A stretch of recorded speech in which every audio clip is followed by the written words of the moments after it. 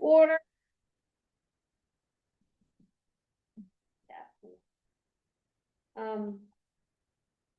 Adoption of the agenda. We need a motion to adopt the agenda. I make a motion. Second. Second. All in favor? Any opposed? Any abstention? Motion carries.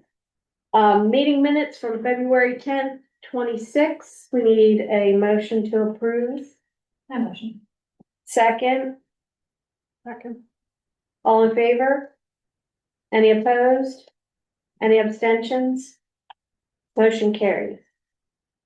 Board President report. I just want to take this opportunity to commend Lisa and her staff for the consistency and transparency they've demonstrated within the library system. At no point when I've asked a question has a full and thoughtful explanation of the work being done not been provided. I'm very pleased with the recent reorganization of duties, which was long overdue. The time, effort, and careful thought that went into evaluating and restructuring these responsibilities is evident.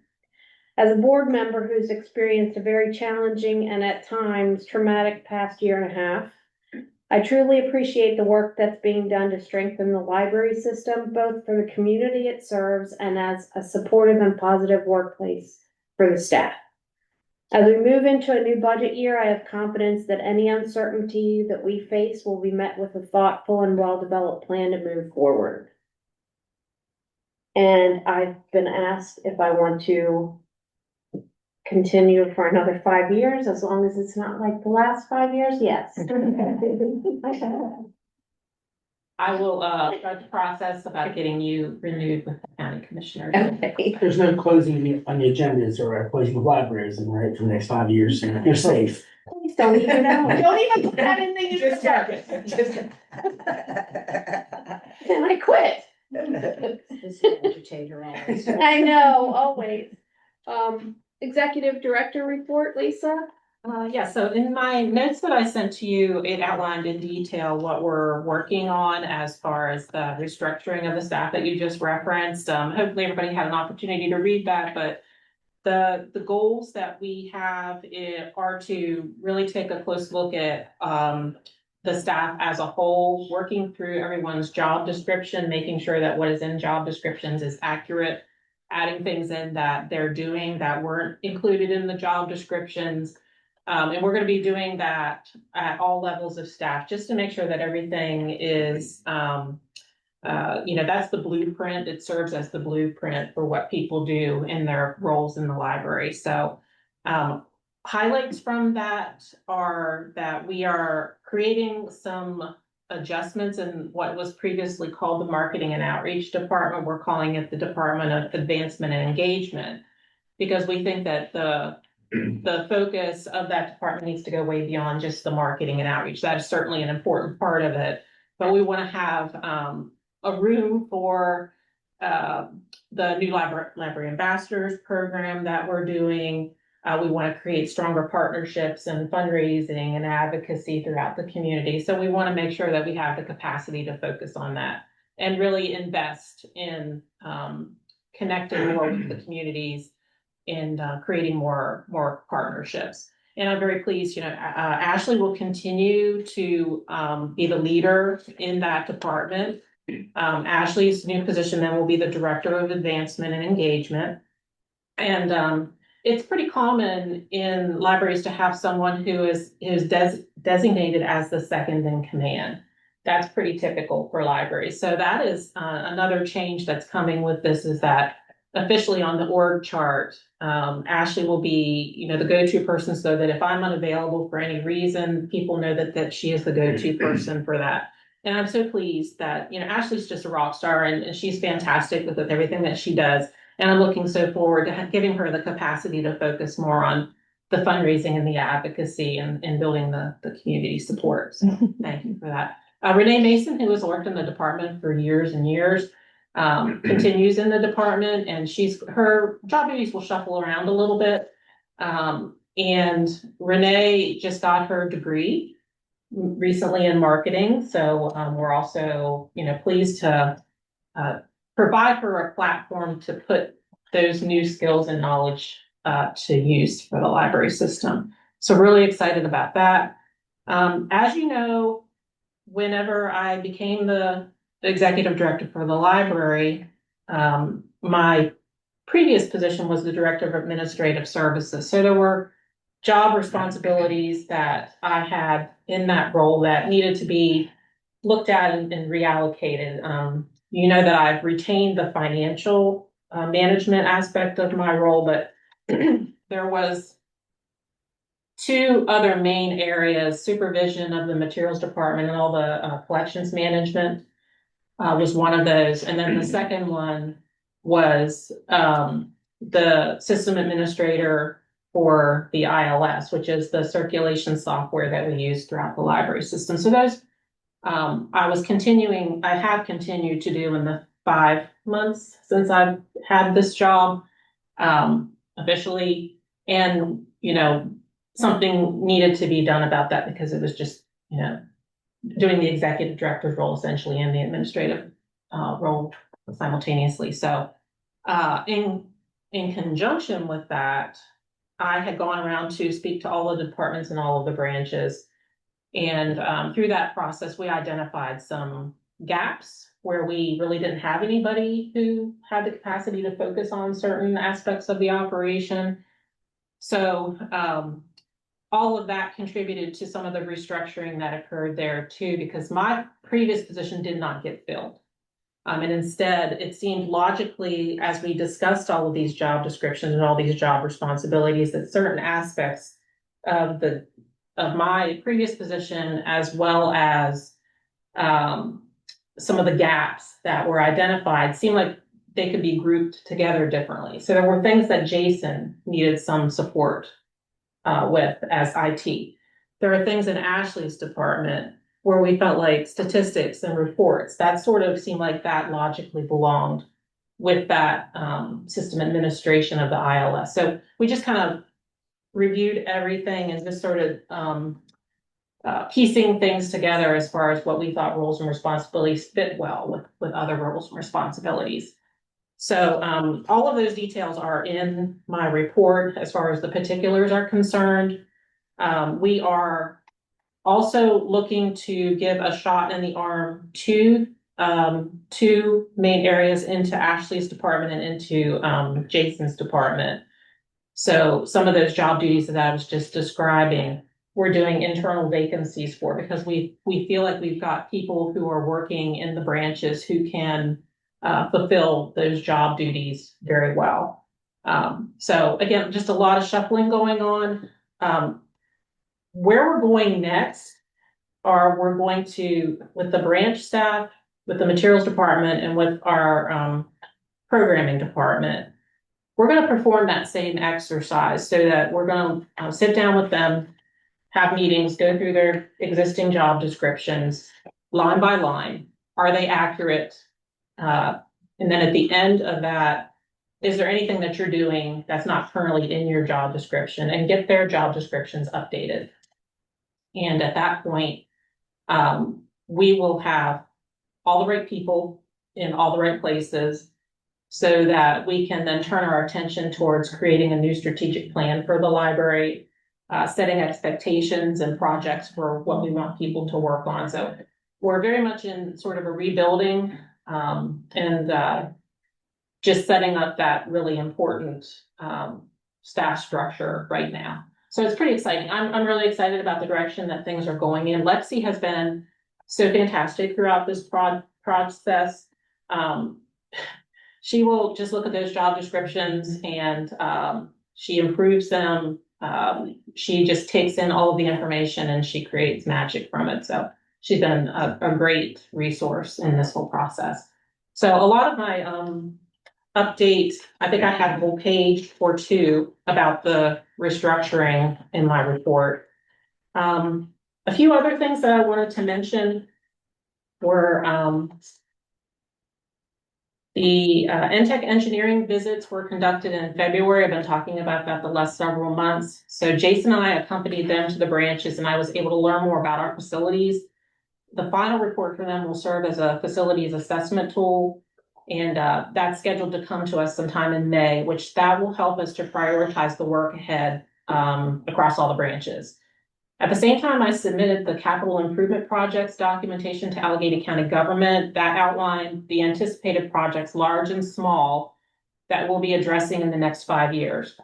Following this, I met with the County Public Works to discuss the overall relationship between the county and the library in terms of facilities management and to share concerns about the resources available to us internally to manage them.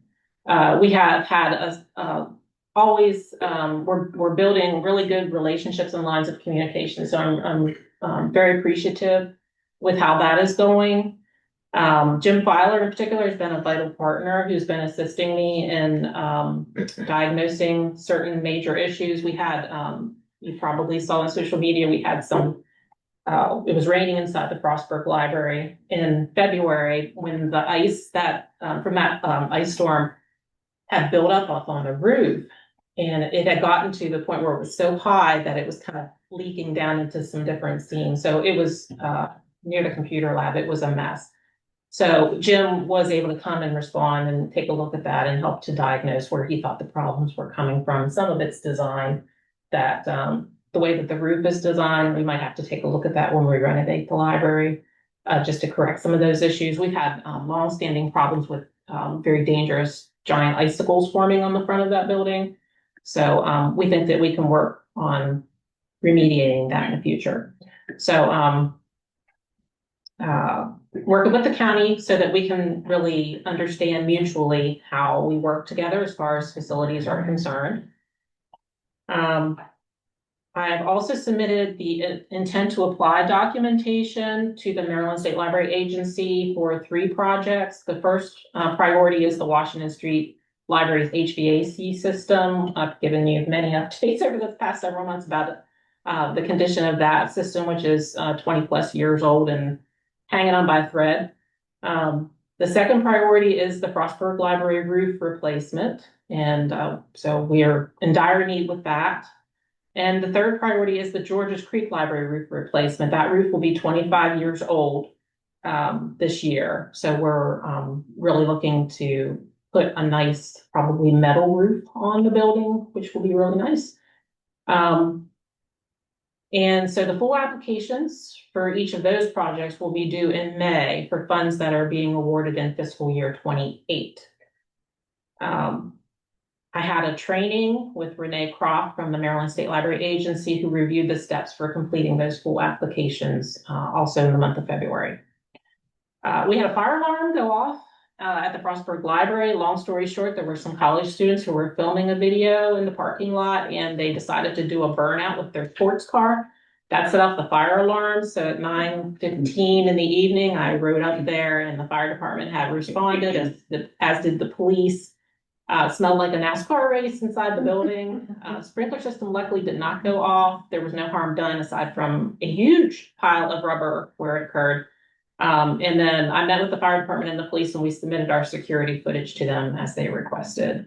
And I'm so glad that Jim is here because we had the new fence at Georges Creek Library that was installed in the month of February. It looks great. And we're very grateful to the Friends of the Georges Creek Library for helping to make that happen. Thank you. You're welcome. Other updates, we were approached by Courtney Jensen from Allegheny College in Maryland to partner with them to join the Mountain Maryland Digital Coalition. And that is a regional group that they have some grant funds that they have received. It will be doing some scanning of the area as far as broadband and digital access. And then there's also a piece of it which will be kind of more educational, and they're really looking at our 6 locations of our library system as being a place where a lot of that tech instruction will take place.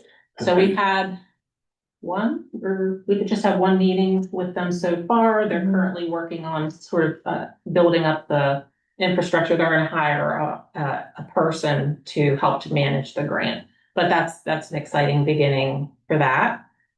Ashley and I spoke with John Hershey from RBC Wealth Management, who was a former board of trustee for the Washington County Library System. And he will be speaking to all of you at the board retreat in June at the WISP. Mr. Hershey will be a resource for us as we build our fundraising efforts and can provide best practices and ideas for building a network for financial support for the library from donors such as through estates and gifts. So Ashley did a fantastic job of creating a whole outline of different questions and topics for him to assist us with. So he was very appreciative of that. I think he was impressed with that. He said, "Oh, good homework." I continue to attend the executive leadership cohort training in Baltimore with other directors. This has been so valuable to me to be able to speak to others who are facing similar challenges. And there's a lot of people in the class who are kind of in the beginnings of being an executive director like me. So there's a lot of shared experience there that's beneficial as well. We also get to meet with State Librarian Morgan Miller each time to discuss different topics, and she likes to get feedback from us, which is a nice connection for us to make. Ashley's probably going to talk about this in your update. You're going to talk about accessibility in your update. Okay, so I'll skip that. Interlibrary loan software is changing, so the materials department is currently migrating processes from a decentralized to a centralized model of management. It sounds like that software will change probably after the new fiscal year. So they're putting some steps in place now to make sure that that's a smooth transition. But that's going to be a big project. The IRS 990 tax form was completed and submitted on time. Yay. We are doing the rededication of the Mary Walsh plaque on April 21st at 5:30 p.m. at the Washington Street Library. The family has been invited to attend, and we will have light refreshments. Please join us if you can. I'm in the midst of doing research on her so I can do a nice introduction and give her flowers. Battle of the Books is happening on March 25th at 5:30 p.m. at Frostburg State University. That's, if you remember, that's the partnership with Allegheny County Public Schools, Georges Creek Public Schools, the Ruth Enloe Library of Garrett County, and the Allegheny County Library System. And it's a competitive reading event. So I'm super excited about that and hope it continues for years to come. I applied for support from the City of Frostburg Hotel Motel tax for support for our annual summer reading events, as well as we're kind of would like to put an art mural project for the parking lot walls at Frostburg to kind of perk the space up a little bit. Staff spotlight. I'm so sorry he's not here this evening to hear this, but I will share the notes with him and speak to him personally. But I wanted to recognize Jason Armstrong for two major contributions to the library during the month of February. First, as previously mentioned, Jason accompanied me with the Entech engineering representative to view all the facilities. Jason has an encyclopedic knowledge of the buildings and the past history of the facility-related events. He provided a wealth of information to assist in the process. Secondly, there was a major power outage at the Washington Street branch, a branch that where systems that control and impact the entire library system are housed. Three-phased equipment requires all three phases to work. Who knew? And when one or more of those phases go down, it can cause severe damage. The power outage caused 3 servers to shut down, which had to be reset manually after he restored the breakers. In total, Jason spent about 16.5 hours from 9 a.m. to 1:30 a.m. on Sunday to make sure that when we got to work on Monday, the technology worked for us. Jason deserves our thanks, and we're very grateful for his dedication and work for the library. And then I also wanted to give a shout out to the Frostburg Library because they had to deal with a lot in February as well, between the leaky roof and capturing gallons of water in plastic buckets, and also dealing with the smoky smell from the burnout. There's a lot of extra to deal with. So I thank them also for their perseverance during the month. Busy. All right, so financial reports. I have a question. Yeah. Do you have like a staff organizational chart? We will have that. We have a current one, but it's now, of course, outdated. Right. Once we get through the exercises with the branch staff, the program staff, and the materials department, we will be creating a new org chart, which will paint the picture for what it looks like now. Yeah. So maybe, if not in April, maybe in May. Okay. Soon. I wanted to say, someone at my church mentioned you spoke at the Lions. Yes. It was her brother-in-law or whatever, but she said it went over really, really well, and he had shared information with her. It was a good group to connect with. I know that the Lions have supported the library for decades. I remember Olga and David Latimer would come in when I was working at the LaVale Library years ago. And, she was a lionette at that point and he was a lion, and they just always were, very supportive of whatever the library was doing. So it was a good group to speak to. Both Ashley and I are really, working on creating time to go and really connect with different groups. We've met with the Frostburg Friends of the Library just last week, and just really trying to get out there a little bit more. February financial report notes. Just a few things. The fines and fees, copier and printing income was $1,991.10 for February. In gifts and memorials, we received over $1,150, including several for the Summer at Our Library fundraiser to support the programs and events happening around the library starting in June. Currently, Kate Metzger and Shay and Ashley are working on distributing the sponsorship packets to try to get more support to help pay for all the great things we're doing this summer. On the expenses side, in 60005, programming and outreach supplies, we spent just over $1,000 on programming items for all branches, including supplies for tonight's Lita Judge author visit at the Frostburg Library, as well as prizes for the Winter Reading Challenge, which was new. We have a summer reading event, so Shay had the great idea to have a winter one as well, because everybody, it's cold and it's a great time to do that. So that was a good start. I think we're hoping to have that each year. The grand prize was some tickets to the list. Pretty snowy in February. So in 61007, we paid $1,250 to have the lots plowed and salted at the libraries.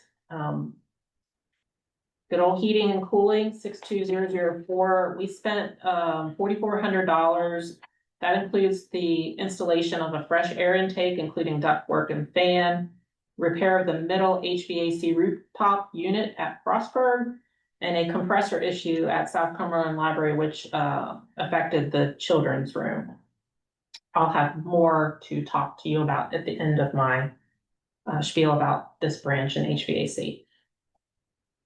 In collections, we spent just $3,900 for book purchases. In 68502, Gifts and Memorials programming, we spent about $1,291. That includes expenses paid for by the Friends of the LaVale Library for, I'm probably gonna not pronounce this right, but Qigong? Oh, the Qigong. Qigong? Okay, I know I was gonna get it wrong. Program series, and annual movie license for public performance rights, prizes for trivia programs, and supplies for preparing programs for the branch. And then last but not least, I have 69502, the Western Maryland Regional Library Staff Development Grant. $1,926 spent includes course in Heart Saver, CPR, AED, and First Aid, where we had 31 staff who registered and participated in learning that. So we now for some it was a refresher, for others it was for the first time. So that's great. We are now in compliance, and as of the month of January, we're in compliance because we have AEDs in our public libraries and we have staff who know how to use the equipment. And this also included registration for Ashley to attend a new conference that we found out about, which is the International Public Library Fundraising Conference in Ohio in June. So we're really excited to see what comes from that conference. Me too. Yeah. I think that's all I've had for the financial reports, unless there are any questions.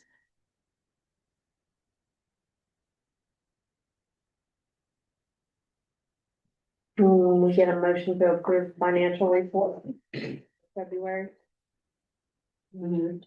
Second. All in favor? Any opposed? Any abstentions? Motion carries. All right, next in your packet there is the most recent draft of the fiscal year 27 operating budget. And then there is a third document, which is, the fiscal year 27 budgeting notes. The budgeting notes document breaks the budget down programmatically by account. So I'll just, run through a few of the newer things that I wanted to bring to your attention.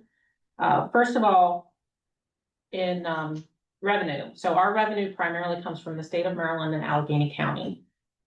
There will be $4,588 in additional revenue from the state of Maryland in fiscal year 27. Although the population of Allegheny County has decreased by 176 people, per capita itself has increased by 10 cents per person. So that is where that, even though we have less people, because they raised the per capita, we are getting some additional funds.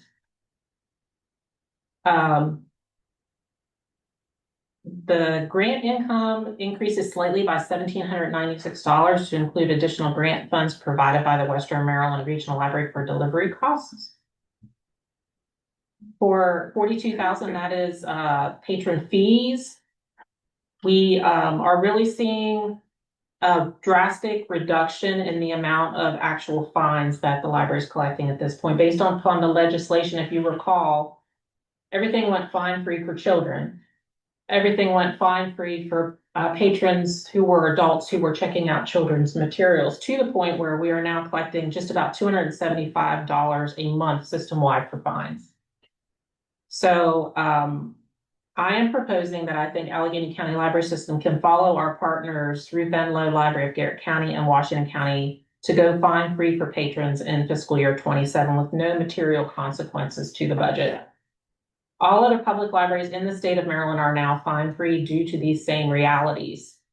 The fiscal year 27 budget continues to budget over $12,000 in patron fees for replacement costs, which are the charges that patrons pay the full retail cost of the item when they lose or damage materials, which is where the lion's share of those funds come from anyway. So that is a piece for you to ponder as we kind of head towards new fiscal year. Copier and printing remains essentially the same.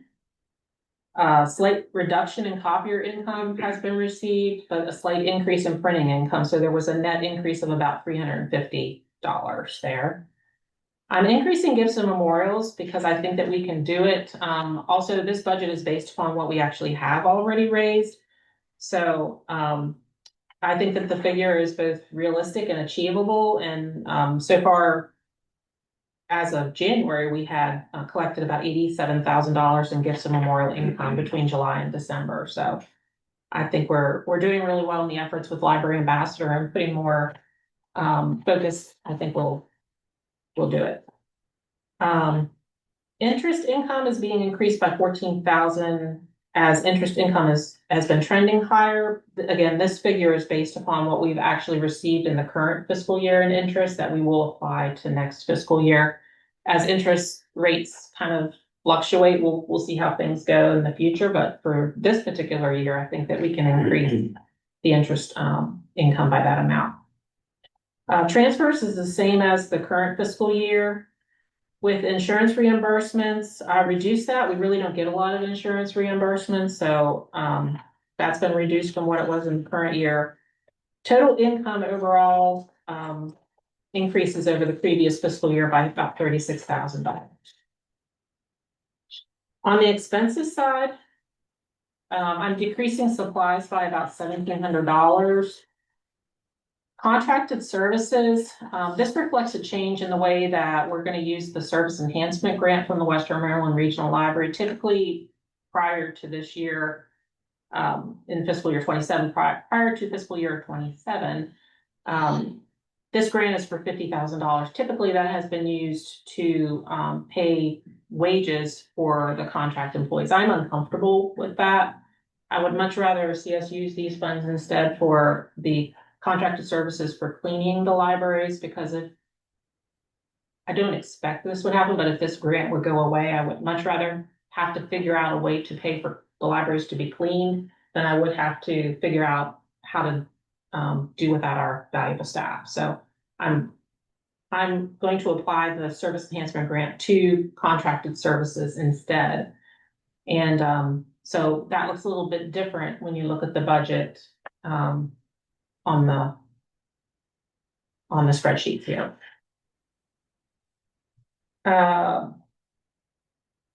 Let's see, facilities repair. There's about a net difference of $600 in spending. This is a major area of focus and need. I'm optimistic that Library Ambassadors fundraising will assist us in paying for expenses for facilities rather than using operating funds. But we'll really be focusing on that. Let's see, down to vehicles is reduced because we don't have the gold van any longer. We have one less vehicle than we did before. For wages and benefits, overall, the budget reflects an increase in spending over the previous year due to anticipated increases in health insurance. Within this budget, we are, we've already talked about the restructuring that we're looking to do. It is my goal to increase staff wages across the board with this budget. Health insurance, I've increased that by $14,000 over fiscal year 26 levels, just in case. And we also have an anticipated increase for the Paid Family and Medical Leave Act, or Time to Care Act, in the amount of $6,000. The projections, we're supposed to get this finalized in May, but the way that they have told us to plan for this at this point is starting in January 2027, which is halfway through fiscal year 27. We have to contribute 0.45% to begin making contributions to the Paid Family and Medical Leave Act fund. So this is the fund where they're kind of creating a nest egg if an employee needs to take time off for themselves or to take care of a family member. It's like FMLA, but not like FMLA. So we do have to make room in the budget to account for the contribution that the library will be responsible. So the employee will be contributing 0.45%, and the library itself will be contributing 0.45%. So that's where that $6,000 comes from. Overall, insurance is increasing by about $7,600. We have added the library directors and officers insurance. So that was new in this current fiscal year 26. Additionally, the budget includes increases in facility insurance and disability insurance rates that came our way this year. Yes, ma'am. Adding the directors and officers insurance is not something that we can not have. Right. Because in the library, red book, the treasurer has to be bonded. Mm-hmm. And in order to do that, we have to have the directors and officers insurance. We have not been in compliance for, I don't even know how many years. So that's something that We have to do it. we have to do. Yeah, so. We have to do it. So that accounts for the increase in insurance. And then let's see, last but not least, in 68,000 collections, again, no changes from the previous year, which our operating funding for collections is low. But I feel very confident that with our efforts with library ambassadors, we will have people in organizations in the community who will help us to fundraise around the collections, the books that we circulate to our communities. So this year, at least, I'm looking to kind of keep it as is, and we'll see how things go there. We do also have some gift money that was given in the current year that will roll over to fiscal year 27. So I feel like we're in good shape with the budget there. So it is my understanding that I will soon be getting an invitation from the county government for a budget presentation, typically, which happens in around the first week of April. So I would be looking for any kind of feedback that you would have for this preliminary draft. Of course, we won't know for sure how this is all going to shake out until the county has an opportunity to tell us what their contribution for the library will be in fiscal year 27. But at this point, in consulting with them, I said, I'm kind of starting at a place of us being flat funded. Do you think that that is a good place to start from, or would you anticipate a cut? They told me that they thought starting from a position of flat funding was a good place to start. So that is what this budget has done. It accounts for us receiving, at the end of the day, $4,588 more from the state. Otherwise, the revenue that we would be receiving is exactly what it was in the current fiscal year. So if you have any feedback or any thoughts about anything that I've outlined and you would want any changes made, I think that I will probably have to submit this to the county by like the third week of March, so maybe in about a week and a half. So if there's any tweaks that you need to make, I'm ready to receive any of that feedback from you. When will we learn more? I'm assuming you probably don't have a response for this question, but when will we learn more about the money coming from the governor? In speaking to the representative in late January, I was told that that will be part of the fiscal year 27 budget. So that would mean we would not hear anything about that until July. I was assured that our receiving the $1 million for Western Port Library has, does not require any kind of like approvals through the legislature, that the governor is going to make sure that this $1 million comes to the Western Port Library. So fiscal year 27 is all I really know at this point about the timing for all of that. So would that money go right into the operating budget or? There's a lot I don't know, like Yeah. whether will those funds be given to the library directly? Will those funds be given to the county to manage on behalf of the library? Honestly, I think it's kind of better if it does that, because whenever expenses to that amount have to take place, we just don't have the capacity in our money management to pay those really large bills. So if it works like other capital grant projects that we've ever worked on, where the county sort of helps to pay those bills and we kind of do like reimbursement kind of things. To me, that's a lot better for the library, but I just don't know the details yet. Yeah, I was just curious. Yeah. You didn't know. Yeah. Thank you. Yep, you're welcome.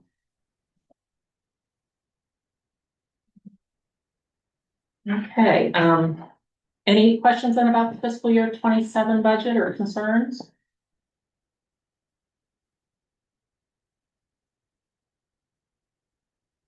Okay, I have a request. So earlier I referenced the HVAC unit here at South Cumberland Library. Recently, one of the HVAC units here broke. The largest condenser that heats and cools the main public area is completely down right now and has been for a little bit.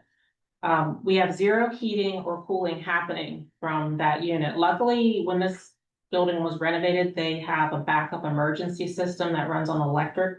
So we've been running on electric heat for the past month here. It's a two-stage system, which means it has two large compressors in it. And when it gets warm outside, there will be no air conditioning in the public area unless we get this unit fixed.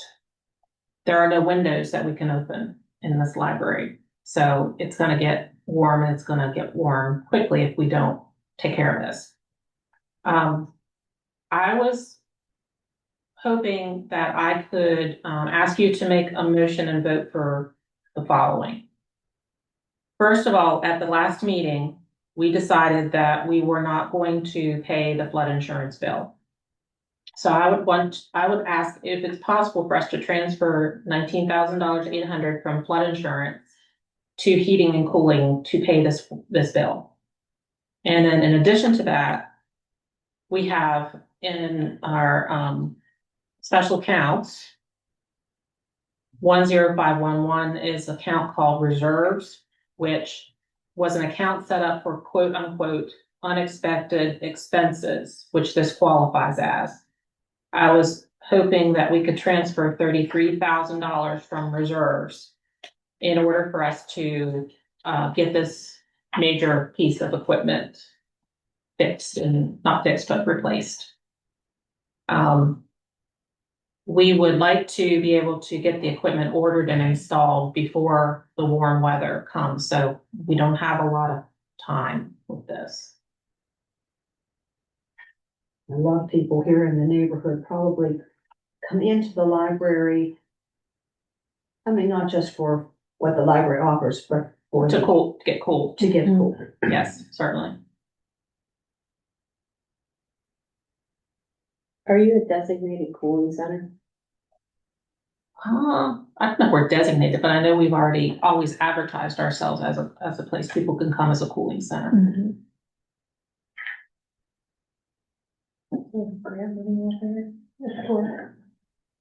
Under housing community development. Possible. The thing is, we don't have a lot of time. And this is how much it's gonna cost?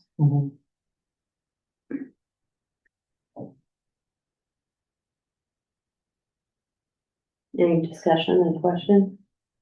If we would do it now, can we still apply for grant reimbursement? Not usually. I don't think there's much discussion. I think it's gonna have to happen. And so I make a motion to transfer the money. We have a second? Okay. All in favor? Any opposed? Any abstentions? Thank you. And I think that's it for me. I'll turn the floor over to Ashley.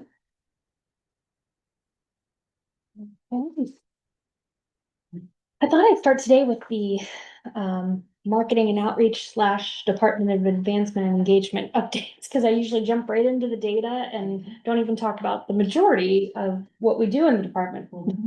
So as Lisa mentioned, we've been focused over several initiatives over the past month, working on the departmental restructuring. I think my department's probably going to see the most change in the coming months.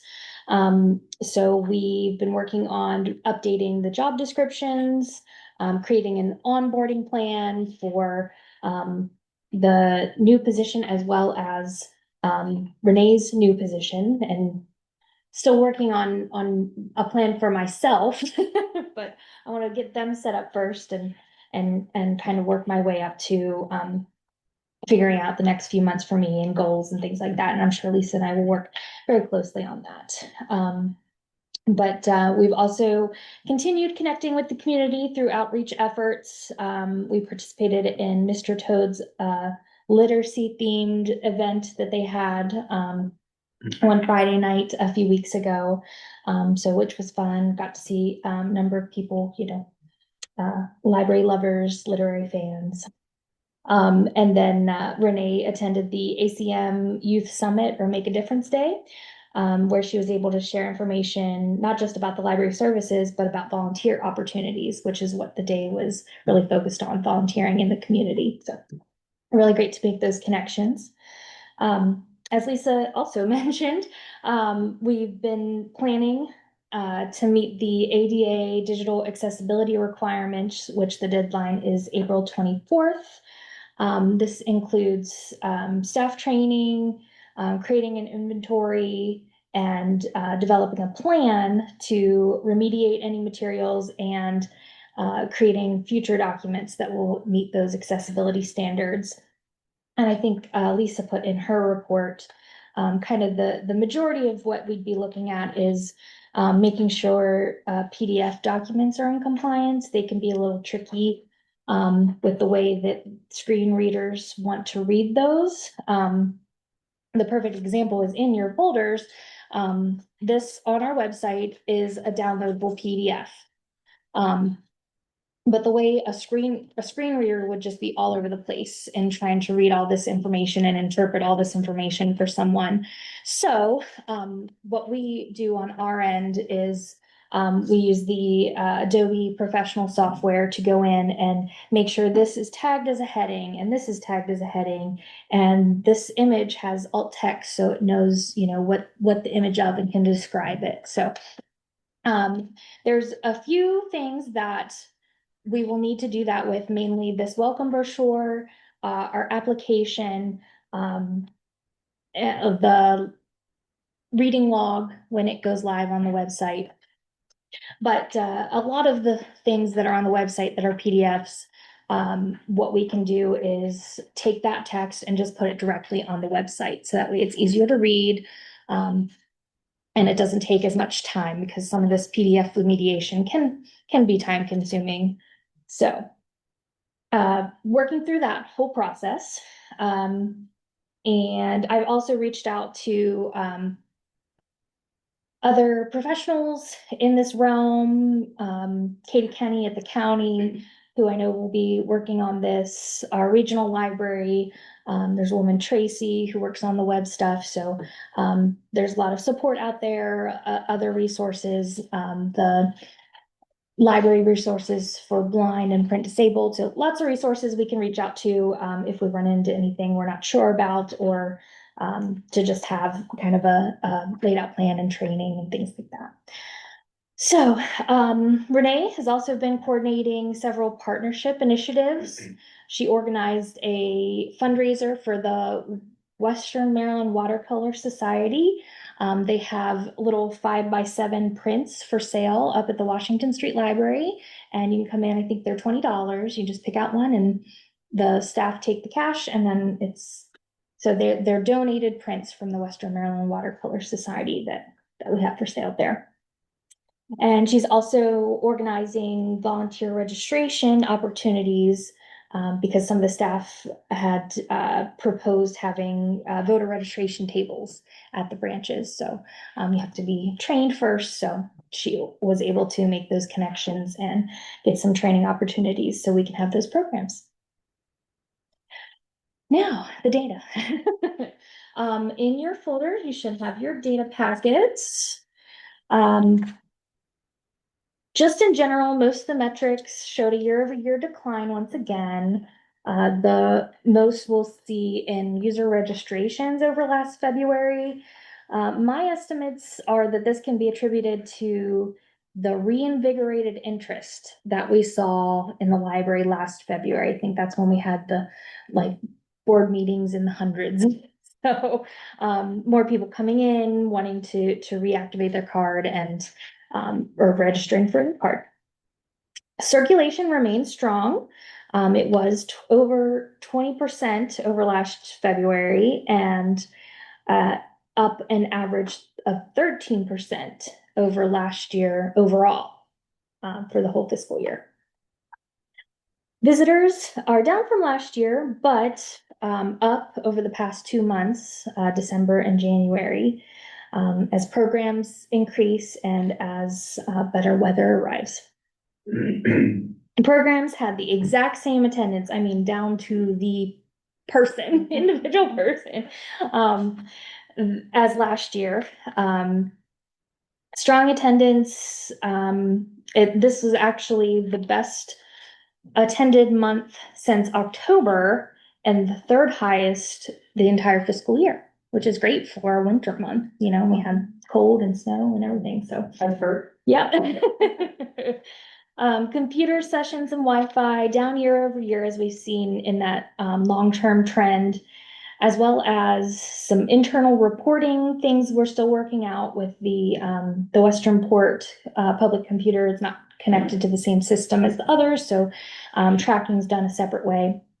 And then the unexpected closures, like Lisa mentioned, the Frostburg Computer Lab, even though the branch opened, the computer lab had to stay closed because of the rain inside.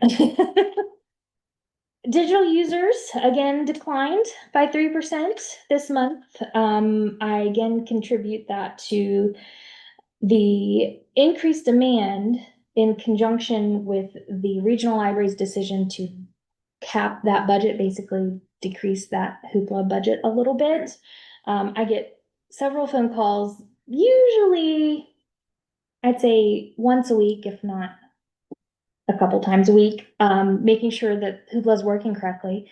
Cause they've tried it, so early in the morning, but it's still not working. 6 AM is good time. Mhm. Yep, I just did, someone reached out just this week and I looked since the beginning of March, the cap started no later than 9:30 AM. So basically after 9:30 AM, Hoopla was closed. And the earliest it stopped or, hit the budget cap was 7:05 AM. Yeah.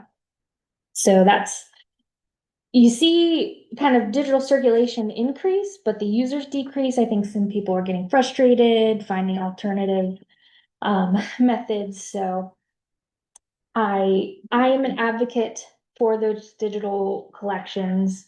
Obviously the demand is increasing, so I advocate for it in our regional meetings, but when it comes down to it, it's the budget and, they have what they have and we can do what we do, so. Just the last thing I'll mention, on the back of that summary page, just some, nice photos from the programs this month. I know, Lisa said she has, Shay's report, so she'll probably mention some of those programs, but it was just the cutest little thing, the stuffed animal village. She's doing a little checkup on her stuffy. The dazzling art, diamond artwork bookmark. The titles are always catchy and I forget them. The Meal in a Mug here at South Cumberland, which is always well attended. And then Kathy had the Black History Month presentation, which was also very well attended there at the Piedmont Community Center. So got a photo from there. And some great quotes, best library I've used in my 70 years and 5 states. Okay. Any questions about the statistics reports?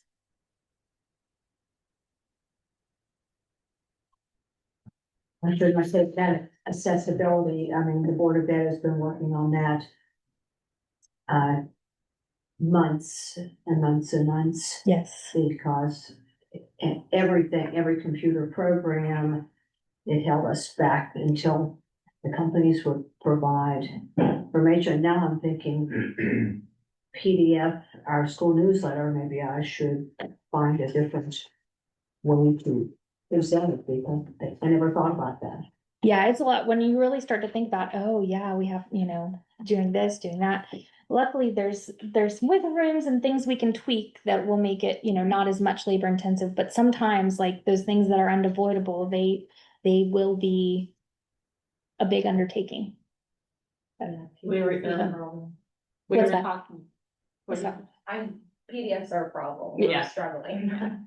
We were even talking about like the board agenda and the board minutes that we'll post. We have to make sure that there's a template created that I would follow to make sure that it has all the proper headings and the information that it requires. So there's a lot involved. Let me get a motion to approve the statistics for February. Second, I'll second. all in favor? Any opposed? Any abstentions? Motion carries. Shay is not here, however, I know you had some. I do have reports for Shay, Lexi, and Jason. So Shay's report, she talks about the job descriptions. Shay's updated job description clarifies that a coordinator of public services is the primary liaison between ACLS and the community partners responsible for developing, aligning, and supporting system-wide programs that improve the lives of Allegheny County residents. A major emphasis of the revised description is community partnership development. One key example is the new partnership with Blind Industries and Services of Maryland to deliver the Living Independently with Vision Loss series covering accessible technology, independent living skills, coping with vision loss, braille, and white cane mobility. This long-term program will run Thursdays from 10 to 1 p.m. at the LaVale Library from May through October. Shay is also working to support food security and youth-focused partnerships by attending a Frostburg Summer Lunchbox Program planning meeting, as well as continuing to work on planning for the Let's Grow, Let's Cook, Let's Eat grant-funded program series.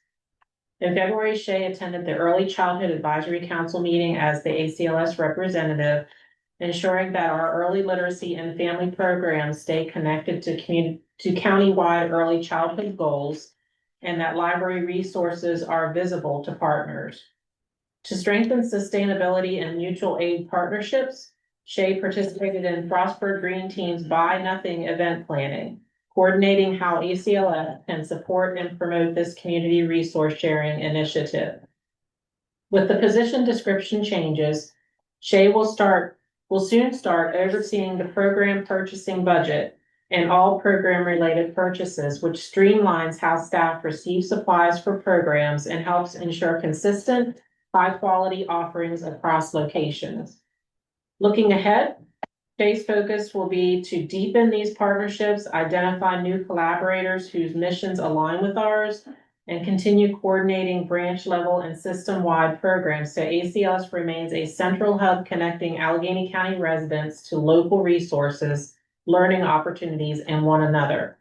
If you would like to attend one of these wonderful partner programs, visit the Frostburg Library this evening after the board meeting to meet author Lita Judge in partnership with the Children's Literature Center. So that's Shay's update. She spoke at our school today. She was excellent. Good. All right, so Lexi is on vacation.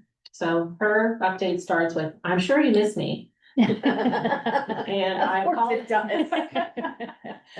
And I apologize for not being present this evening, but I would like to let you know that today I swam with little piggies in the ocean.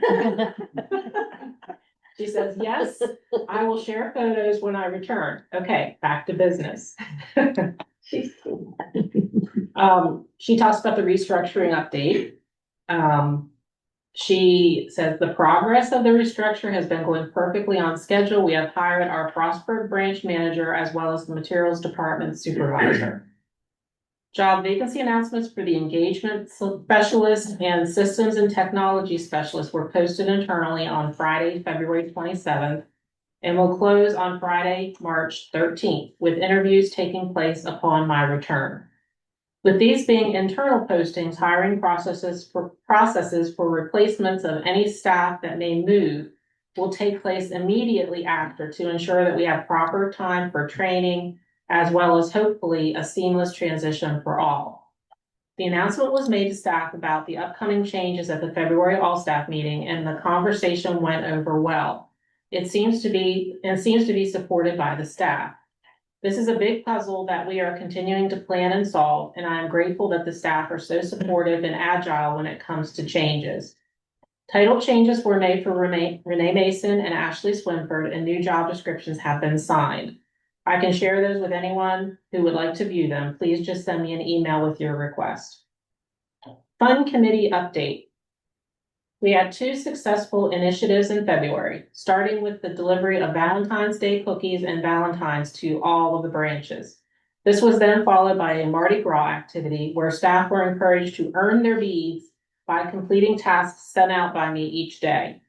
Examples: checking out a purple, gold, or green book, answering trivia questions, and finding pieces of the library that represent themselves and their culture.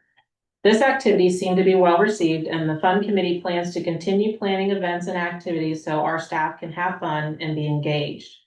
Upcoming activities: St. Patrick's Day Green Contest, How Green Can You Be?